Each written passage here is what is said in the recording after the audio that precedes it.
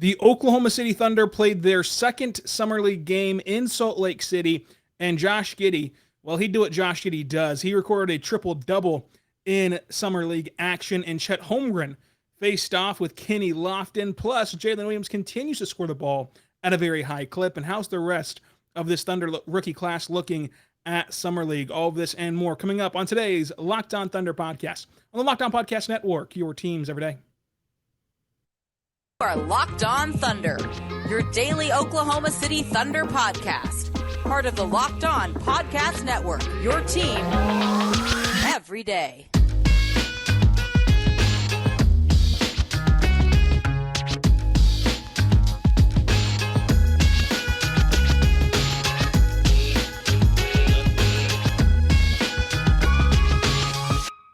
Let's get it going on today's Locked On Thunder podcast on the Locked On Podcast Network, your teams every day. I am your host, Rylan Stiles. You can follow me on Twitter at Rylan_Stiles. Follow the show on Twitter at LOThunderPod and email the show, LOThunderPod@gmail.com.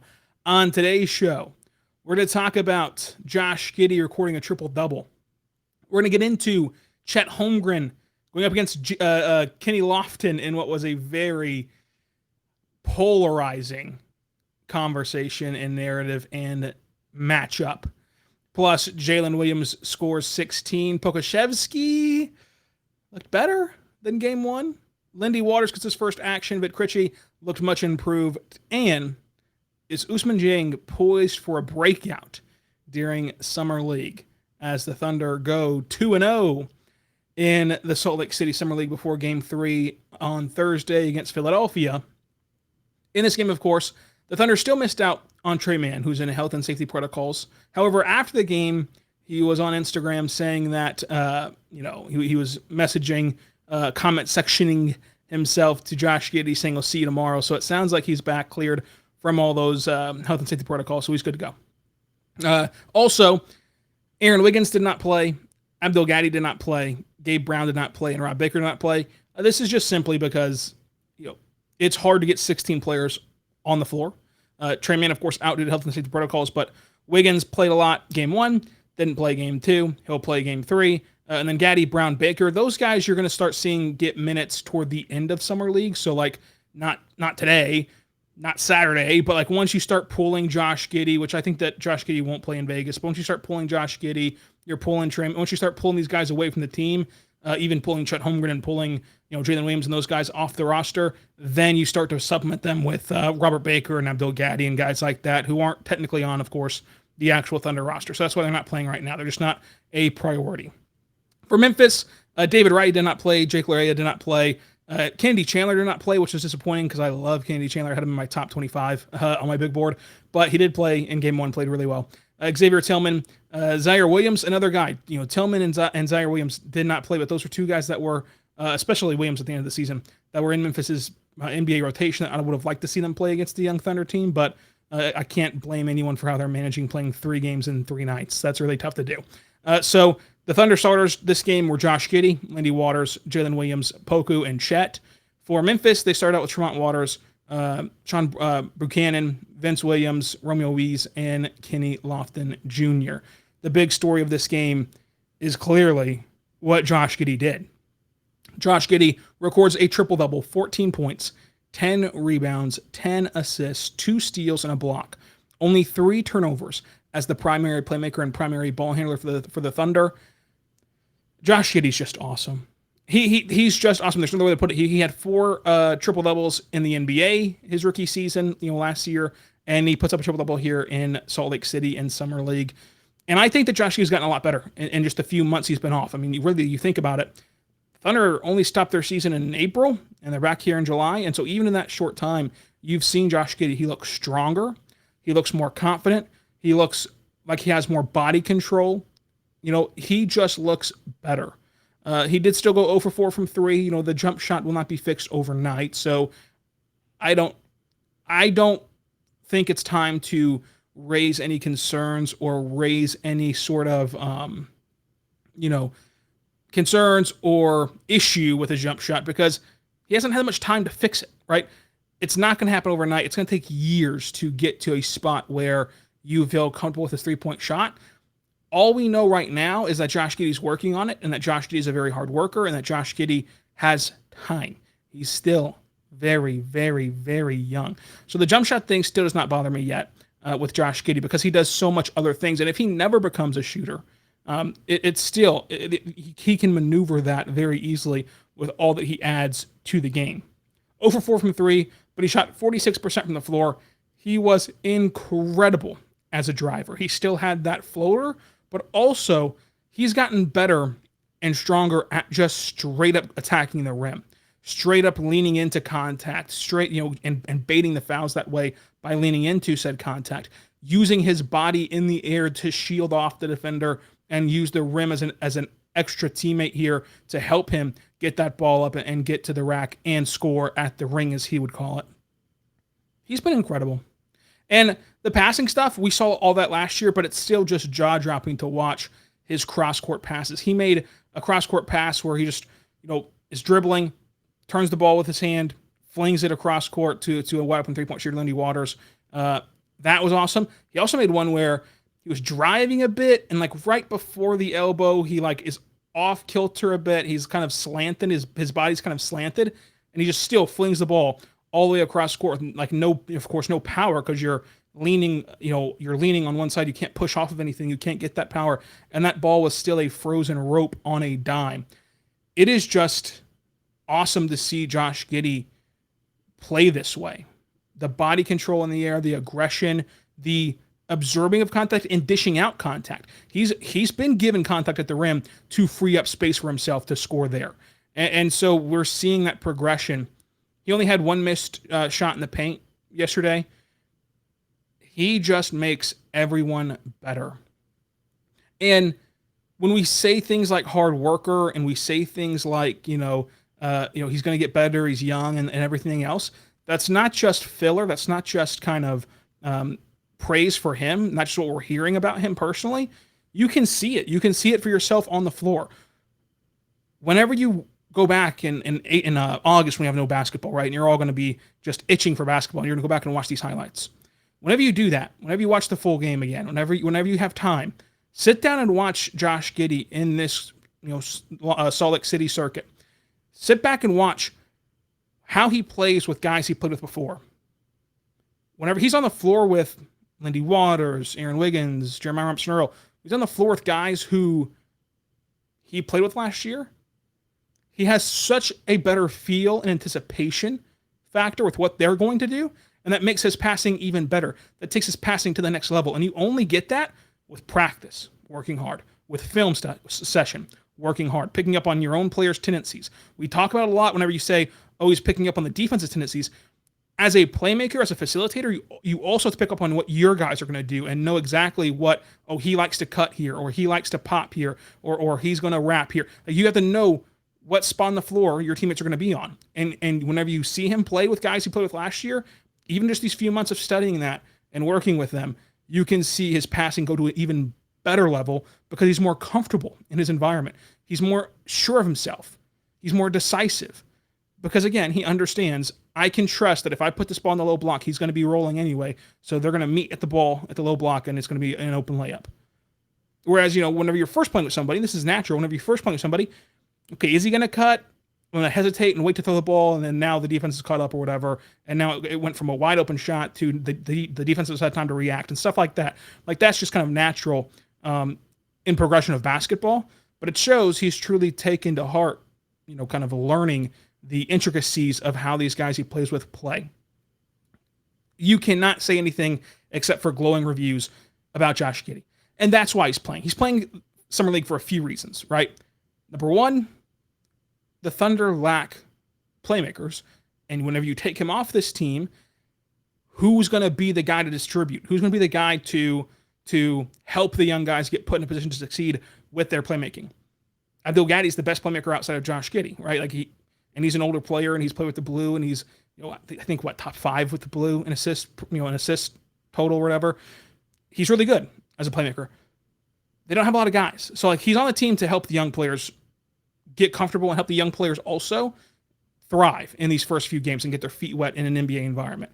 That's number one. Number two, whenever you agree, okay, let's just let this guy play, even though we know we can play in the NBA. When you agree to do that, what you want to see is let's play him for 2 or 3 games, and let's just make sure he dominates here. He's done that. He's checked all the boxes. Josh Giddey is incredible at basketball, and he's the rare player that, of course, we all want him to develop the jump shot, but he's a rare player that I think that even if the jump shot never truly comes around and it stays below average, or it stays, or even just improves a little bit to be below average, not be awful, you can totally, you can totally still have that guy as a centerpiece of what you're trying to do offensively and what you're trying to do with this team. He also looked a lot better defensively as well, and so we'll see if that continues as the competition gets greater and greater. But coming up, let's talk Chet Holmgren versus Kenny Lofton. But first, I want to tell you right now, our good friends over at RockAuto.com. RockAuto.com is a family-owned business serving you auto parts online for 20 years. That's right, 20 years ago.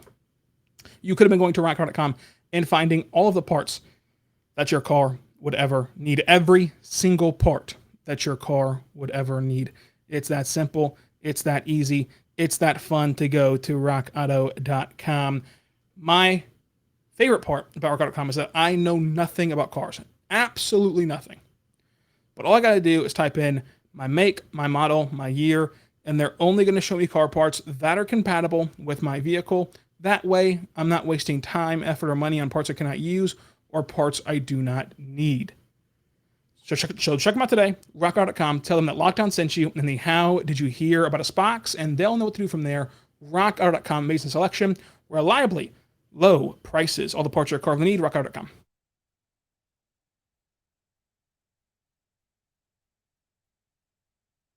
We are back on the Locked On Thunder podcast, on the Locked On Podcast Network, your teams every day. I am your host, Rylan Stiles. You can follow me on Twitter at Rylan_Stiles. Follow the show on Twitter at LO Thunder Pod. And we talked about Josh Giddey's triple-double. Let's talk about Chet Holmgren here. Chet Holmgren going up against Kenny Lofton resulted in what you'd expect. Memes, video highlights of, oh, look, he can't guard Kenny Lofton.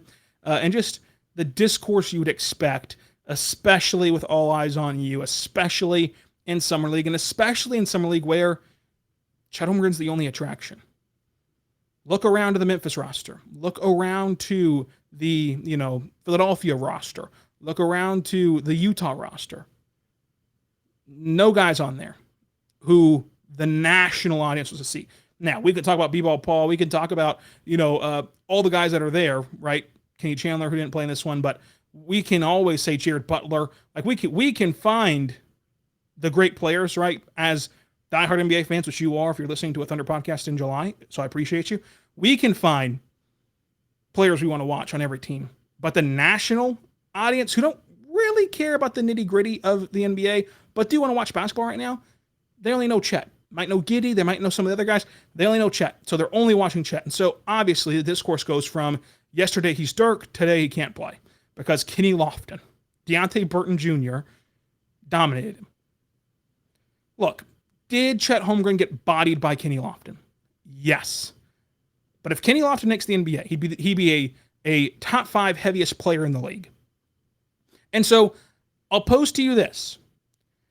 If an NBA team wants to get a guy like Kenny Lofton, same build, same everything, and then if an NBA team wants to get that guy and then play that guy the 30, 35 minutes a night that Chet will play, and then for those 30, 35 minutes a night that Chet is on the floor, if they want to go down the floor every single time and dump the ball inside, let that player, Kenny Lofton or Deontay Burton or whoever, lower his shoulder, go to the rim, try to score that way, I want them to. I want them to do that. And the Thunder want them to do that. Few reasons. Number one, that player going to get tired very easily. You can only do that for so many straight possessions before that guy gets tired. Number two, right? This is the modern age of basketball. If you're just surrendering for 30 minutes a night that you're only taking 2-pointers and you're only going to go to the rack, I will gladly sign off on that. I will gladly say thank you. Thank you for doing that. It would be like if a baseball team decides, you know what, every third batter, we're going to bunt. Or every single time we get a guy on base, we're going to bunt. Are you going to score a run? Maybe. But more often than not, you're gifting away an out. Go ahead and do that. Number 3 on why I would love you to do that. Because every single time that Chet Holmgren got the ball on the perimeter, what happened? Kenny Lofton couldn't keep up. He was slow, unathletic, had to foul. He had 4 fouls before he could even blink. So go ahead. I would love the NBA to try to for all 29 other teams to sign a Kenny Lofton and then match them minute for minute with Chet Holmgren. Oh, wait. Does that sound like a dumb idea? Now, does that sound... Now, why would an NBA team do that? Why would they go and sign a guy like Kenny Lofton to play 35 minutes a night against Chet Holmgren? They won't. I promise you. I promise you there will not be 29 Kenny Loftons in the NBA. You think about what Chet Holmgren had to go up against his first two Summer League games. He's had to go up against 2 video game characters.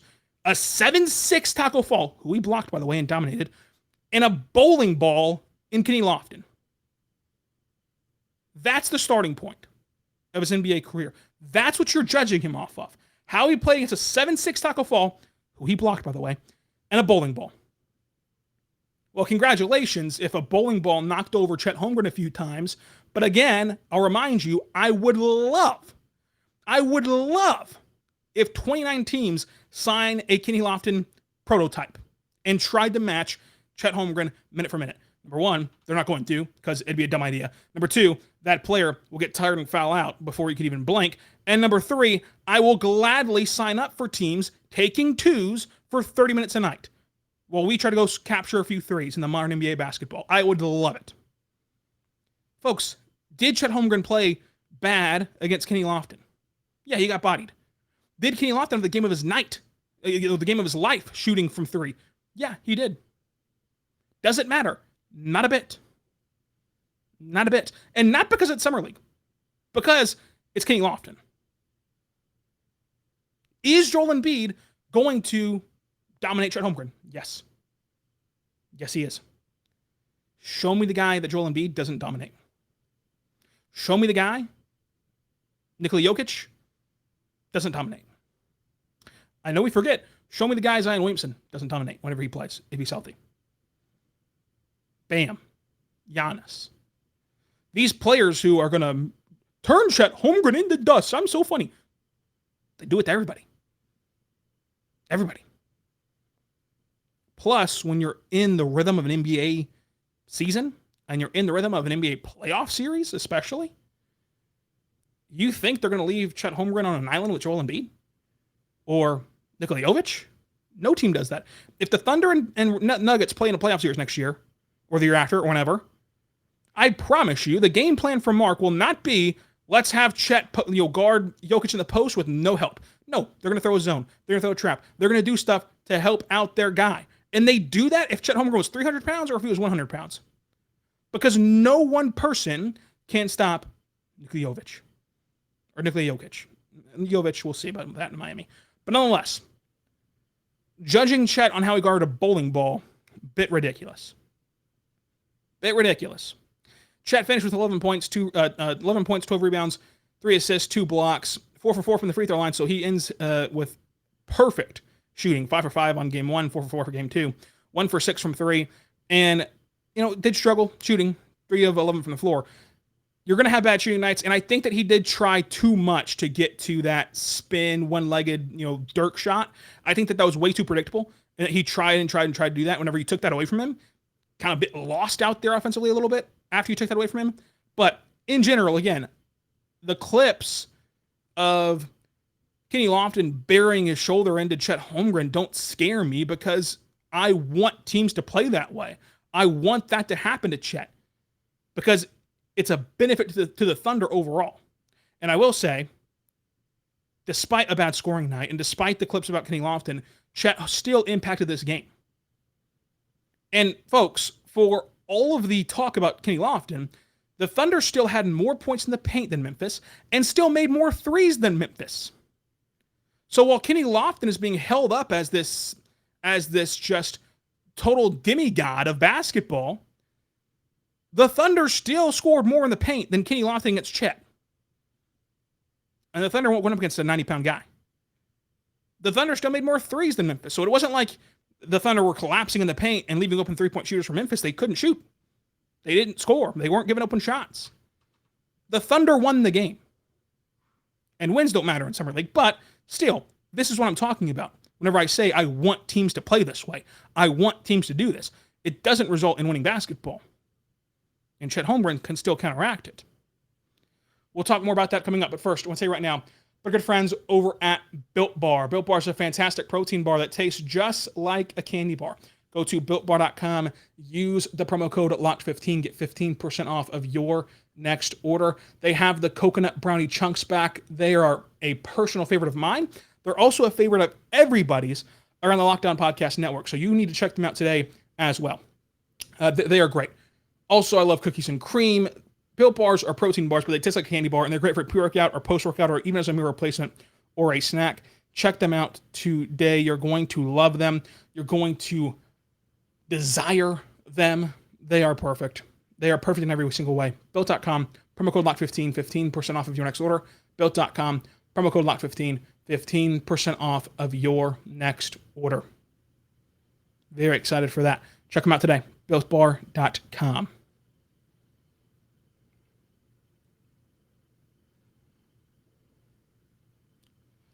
We are back on the Locked On Thunder podcast. On the Locked On Podcast Network, your teams every day. Check out the Locked On NBA show for the national perspective on basketball while we wrap things up here about Summer League Game 2 for the Thunder and the Memphis Grizzlies. Now, talked about Chet, talked about Josh Giddey. Let's talk some quickly, rapid-fire other guys. I love Jalen Williams. 16 points, 55% from the floor, 3 for 3 from three-point land. One of his misses, one of his 4 misses inside the arc, in the game in general, obviously, was at the buzzer. Like, he just had to throw up a layup, like a very heavily contested layup. So, like, do you even want to count that one? Then you're down to 3 misses. He was really special in this one. 2 assists, 3 rebounds, 2 steals. The thing I love about him is not only can he be a very good scorer and a very good play finisher, which is what the Thunder need, but I love the kind of animation that he plays with, kind of the animated aspect of his game and the passion. I just love it all from Jalen Williams. Also, Pokusevski, 5 points, 8 rebounds, 2 assists, a steal, a block, 33% from the floor on 6 shots. 1 for 4 from 3. Was this as bad as game 1? No. It was kind of just a black game. It wasn't as bad as game 1. Also wouldn't be classified as good. It was just kind of there. It was just kind of a game from Pokusevski, which is, a bit discouraging for a guy who has, a couple years of experience in the NBA. That you can't come out here and dominate this Salt Lake City competition, or at least even look good. I dub this game average to below average. For Landy Waters, 11 points, a rebound, an assist, a steal, a block. Went 2 for 5 from 3. Missed a few open threes, but it was a nice jumping off point for his Summer League session. Vid Krejci looked much improved defensively. I loved him defensively in rotation and on switches, his hustle, his motor. It looks like, and I'd be interested to hear him talk about this. It looks like he trusts himself a bit more in the sense of, last year he was coming off that ACL injury. It just looks like he trusts his body a bit more, and that's why he's playing such better defense. 5 points, 2 rebounds. He did go 1 for 3 from 3, but that 1-3 was special. He got a flyby, step-back three-pointer that was wide open. You love to see that one from him. Vic Krejci was much improved. And then Ousmane Dieng. Look, I feel, and it might be wrong, but I feel like he's going to have one of those games in Summer League. I feel like he's going to have a breakout come, the next few, 2, 3, 4 games in Summer League, because he looks so comfortable and confident and smooth that all that's missing is the shots to go in. 6 points, 5 rebounds, 2 assists. He goes 2 for 5 from 3, which is 40%. But he was 0 for 4 inside the paint. He makes half those, right? And it's a better game even. But all that's missing is the shot rimming in instead of rimming out. And then he has this huge breakout, and we're all very excited about Ousmane Dieng. So I'm excited to see how that goes. And again, the Thunder won this game 87-71. They once led by 17 points. The lead switched 6 times. 5 times it was tied. I just love the stat that the Thunder still won the points in the paint for this game. Memphis had less threes than OKC as well. Both teams had 4 second chance points. The Thunder won fast break 16-10. They out-rebound Memphis 59-46. OKC had 1 more turnover. Memphis had 1 more block. I should say that they both had 13 turnovers, but Memphis has one more block. The Thunder shot 39 from the floor, 29% from three, and 87% from the line. Memphis, though, was a dreadful 30% from the floor, 20% from three, and 79% of the line. MVP of this game is Josh Giddey for winning the game and also for recording that triple-double. Next up, OKC plays Philadelphia to round out the Salt Lake City circuit. But remember, it's not done. Like, these three games are not their whole summer league. They're heading to Vegas to take on Jabari Smith, I believe, is the first game for Chet Holmgren to face off with in Vegas. So make sure you tune in for that. We're going to be here recapping every single game of Summer League, so make sure you follow along on Locked On Thunder anywhere you get your podcast from. And until the next one, be good and be good to one another.